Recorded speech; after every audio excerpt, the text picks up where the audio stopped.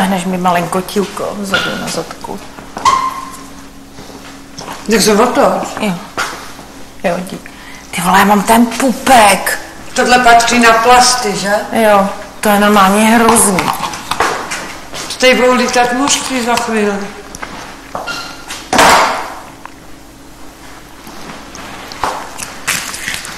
Co si asi dám? Co si asi dám? Ne, tak nějak divně. Asi dojím tady hroznový víno.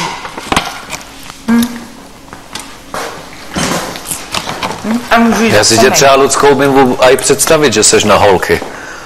Co? Že si tě umím představit, že seš třeba na holky. Já? No. Proč?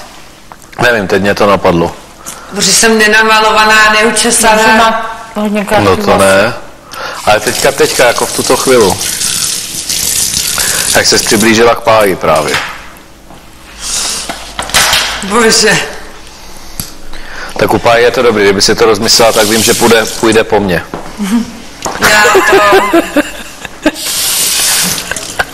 Já v tomhletom mám asi v 26 letech už jasno.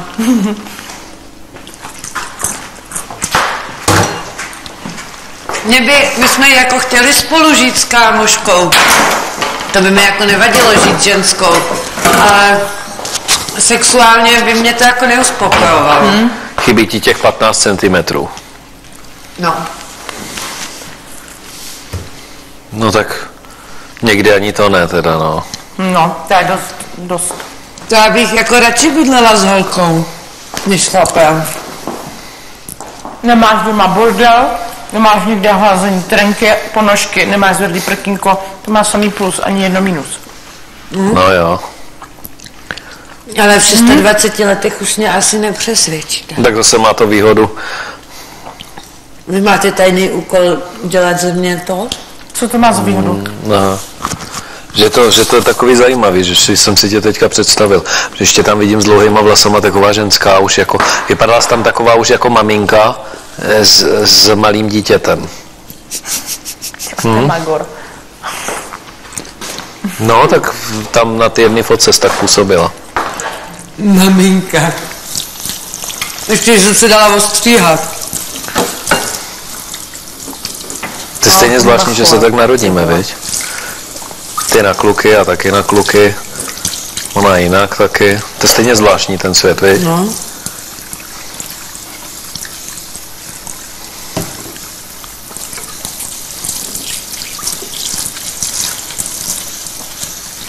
Těšíš se na to, až budeš matkou?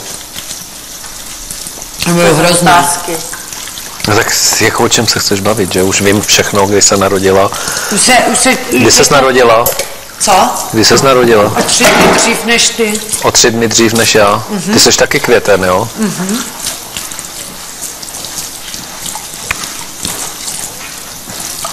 No to je ale dobrý. Já budu Ty šílená. ses narodila o 3 dny dřív, ty jsi vlastně starší než já?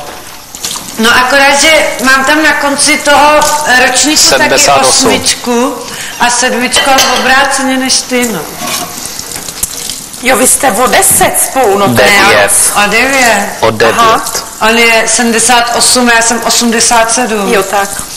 No, spíš já teda vypadám na ten ročník 87 a ona na 78. Já buď rád, že nejsi 87, by si byl to Co? dítě Černobylu. Ne, to přes 80. bouchnul, to si pamatuju. No bouchnul, jenže do Čech to šlo ještě půl roku potom a...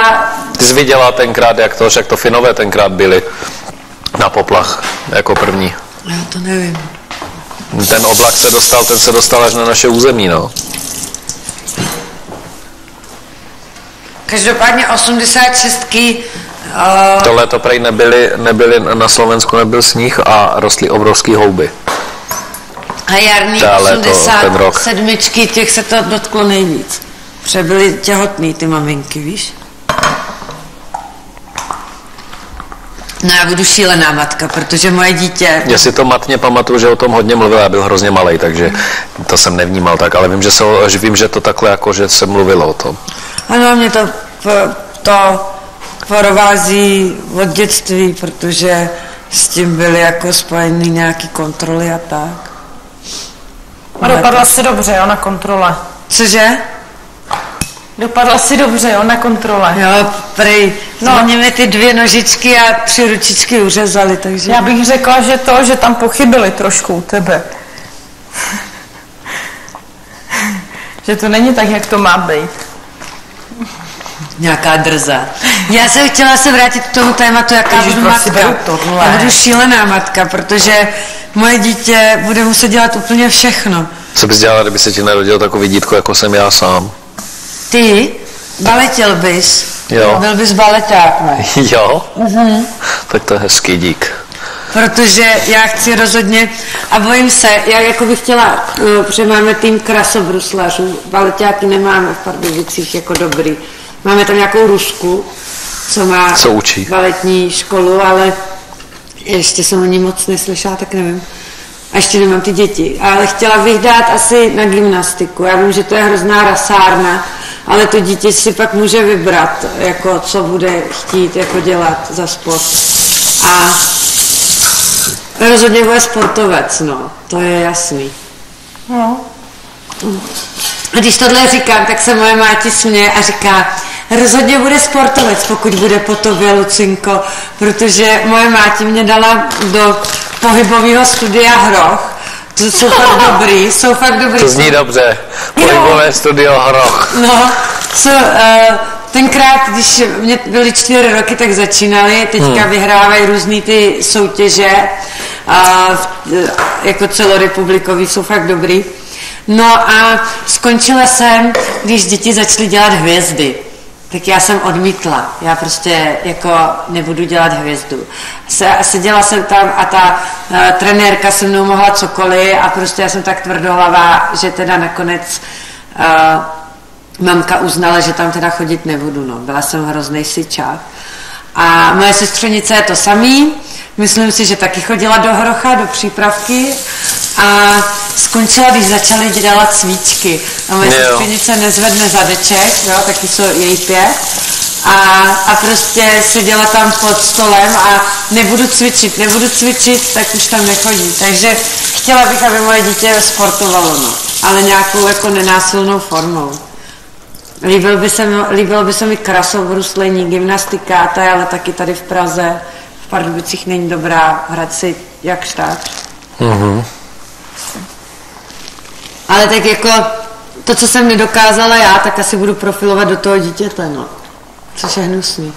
No, to ale dělají všichni rodiče, bohužel. No, skoro všichni. No ale mojí máti se to povedlo. Podívej, kolik mám zvířat. Ona vždycky chtěla mít zvířata. Za to mě na nic nedávali. No, nejenom tebe. Mě dávala, ale dala na ten balet, ale příliš poznal, to už je. No ono to je náročný, kámoška. Nejhorší je, když miluješ ještě navíc to, co děláš. No, to je to nejhorší. To je dvojnásobný trest. No, ta miluje krasobruslení, ale ono to je strašně drahý, nebo